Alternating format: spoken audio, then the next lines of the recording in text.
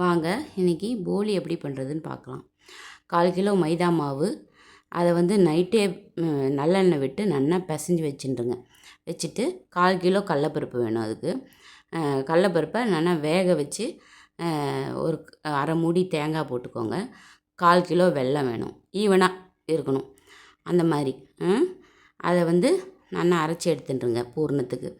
அப்புறம் மேல் மாவையும் இந்த பூர்ண மாவும் கரெக்டாக இருக்கிற மாதிரி உருண்டைகளாக நல்லா ஈவனாக எடுத்துக்கோங்க. எடுத்துட்டு அதுக்கப்புறம் மேல் மாவை எடுத்து தட்டி, அதுக்கப்புறம் அது மேலே பூர்ணத்தை வச்சு நல்லா இது பண்ணி மூடி க்ளோஸ் பண்ணிவிட்டு நல்லா போலி தட்டி நல்லா 3 விரலால் நல்லா தட்டிக்கோங்க. இந்த மாதிரி தட்டி அதுக்கப்புறம் தோசைக்கல்லை வச்சு தோசைக்கல்லில் நெய்யை விடுங்க. நெய்யை விட்டு அதுக்கப்புறம் இந்த இலையில தான் தட்டணும்.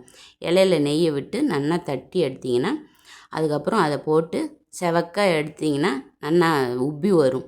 அதுக்கப்புறம் 2 பக்கமும் நல்லா செவக்க விடணும். செவக்க விட்டு நல்லா எடுத்திங்கன்னா நெய் தேவைப்படும் இந்த போலிக்கு. நல்லா நெய் போட்டிங்கன்னா தான் நல்ல அருமையான போலி ரெடிங்க. கடைக்கெல்லாம் போக வேண்டிய அவசியமே இல்லைங்க. சத்தான அருமையான போலி ரெடி. வாங்க சாப்பிட்லாம்.